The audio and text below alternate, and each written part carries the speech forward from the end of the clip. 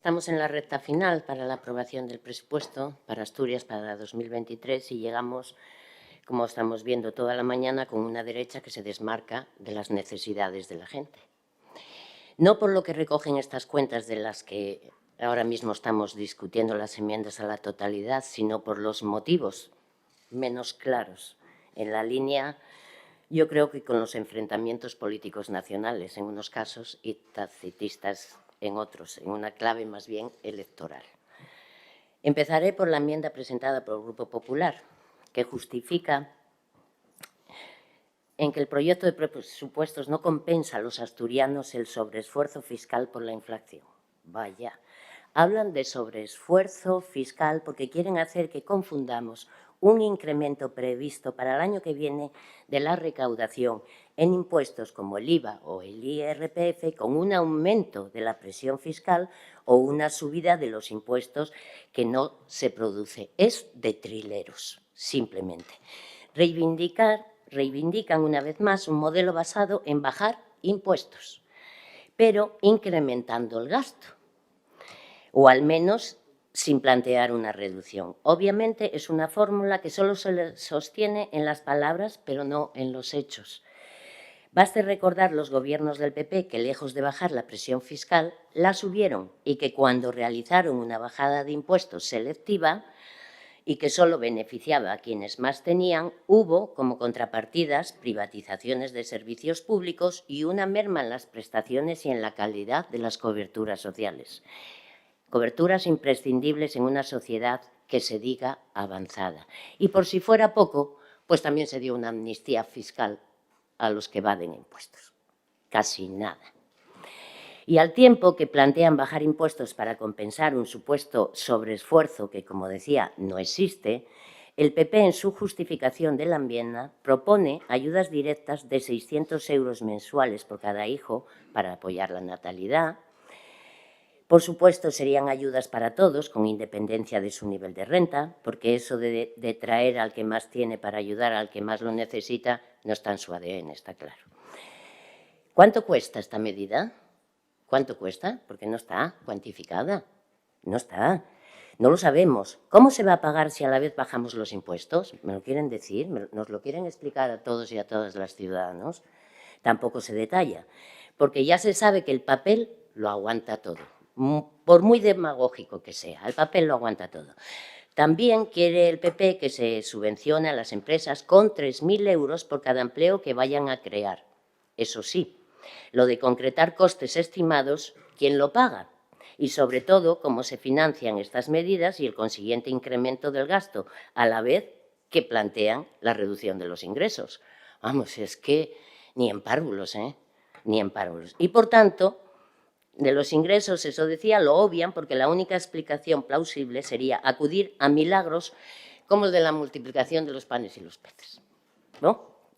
Que nadie se asombre, porque está en nuestra memoria cuando la ministra Fátima Báñez se encomendaba a la Virgen del Rocío en lo peor de las crisis para resolver los problemas del desempleo. ¿O es que no lo recuerdan? Bueno, la Virgen del Rocío no apareció. Pero en la línea de las últimas, están en la línea de las últimas declaraciones del PP, adelgazar lo público y engordar lo privado, sin especificar qué es lo que quieren adelgazar de lo público. No se atreven a decirlo a la ciudadanía. Reducir ingresos y mantener gastos no cuadra, salvo que lleguen los recortes, como por ejemplo en sanidad, cuyo mejor ejemplo de sus políticas es el del desastre madrileño, o ahora el andaluz, que llegan, eso sí, con la supresión de impuestos a los ricos. No hay dinero ahora para pagar la nómina en sanidad. ¡Qué barbaridad! Bien, en definitiva, hacen propuestas que no se sustentan en una previsión rigurosa de ingresos, que no lo olvidemos, son los que soportan el gasto.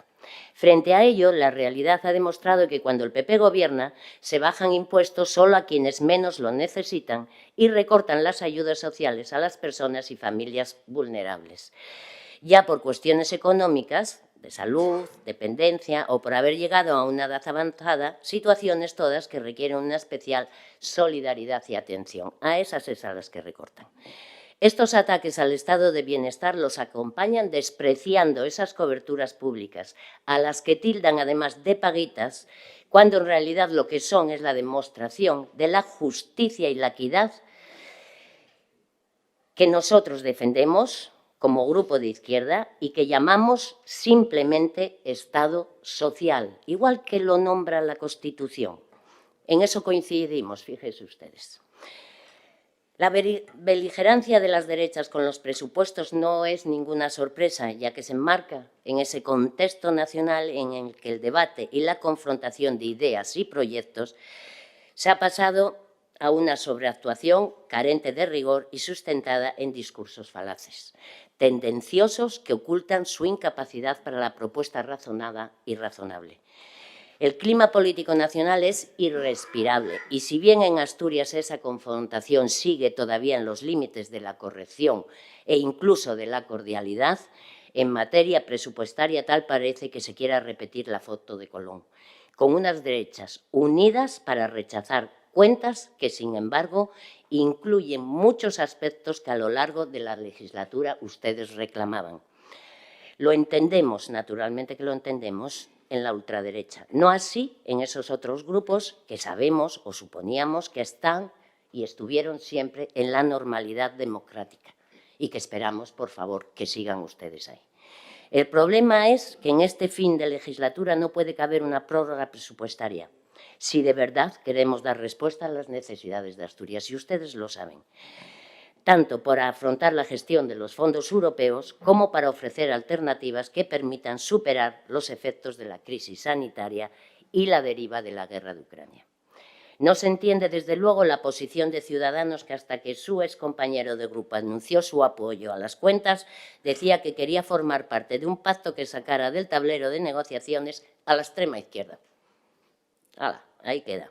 Y lo hacen a pesar de que se contemplan importantes partidas para inversiones productivas, pero también para reforzar la sanidad pública, aunque ya hemos oído a su portavoz decir que el sistema es insostenible.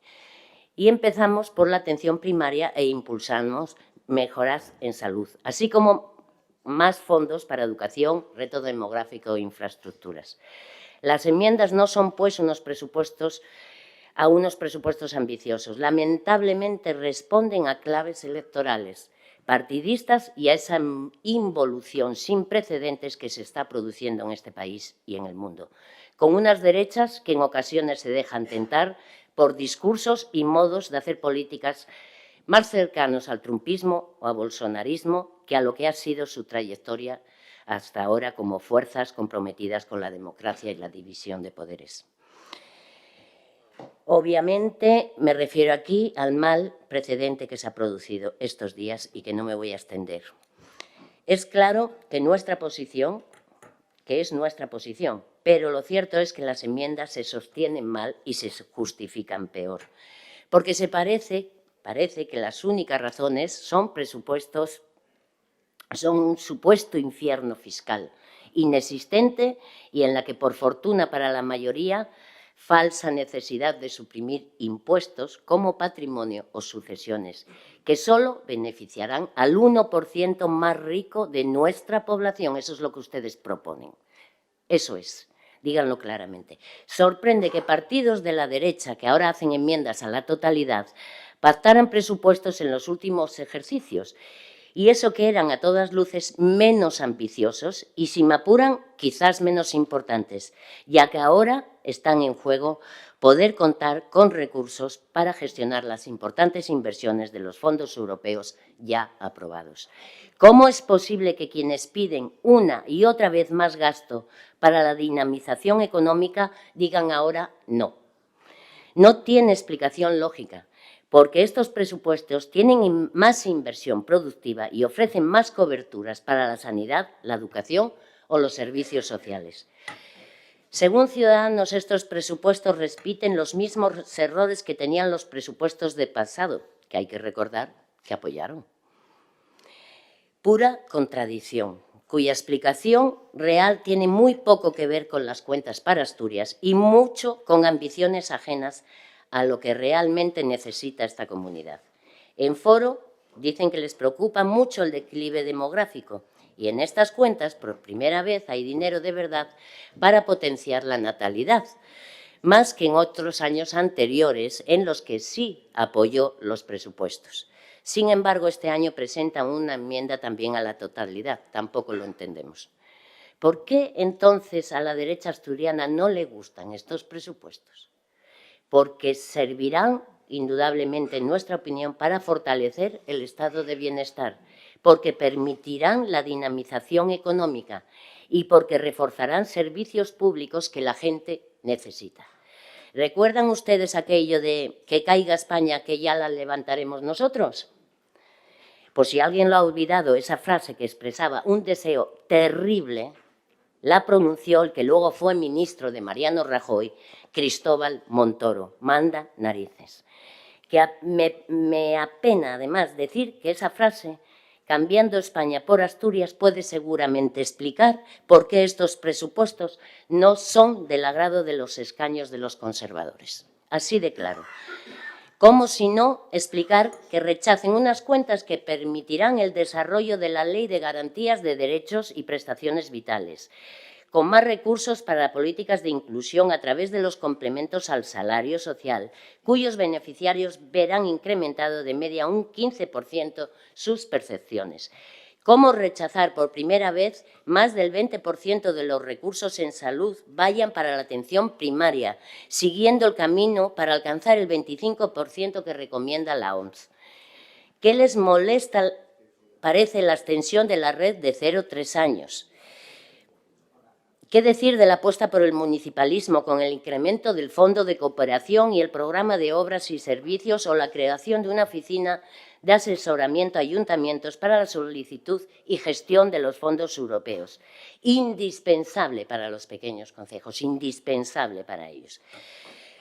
Sí que entendemos, en cambio, que no aprecien o incluso les moleste la atención a una deuda histórica con tantas y tantas personas como es la de la memoria democrática, cuya financiación crece tanto para el desarrollo de la ley asturiana como para hacer frente a los mandatos de la nueva ley estatal.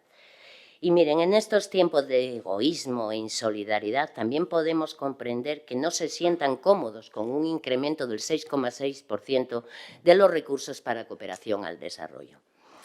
Y yo, como hechos son amores, al señor Blanco le diría que sí, hacer más con menos, pero su vicepresidente en Castilla, sin competencias, cobra lo que cobra, pero gasta 1,2 millones en pagar a su personal para gestionar solamente 112.000 euros, porque no tiene competencia. Y ha subido los cargos de 93 de designación directa a 99, con lo cual el aumento del 12,5 del gasto. Eso es lo que vos dice, pero luego hace. Y desde luego, en definitiva, todas esas son las razones que a la derecha le disgustan.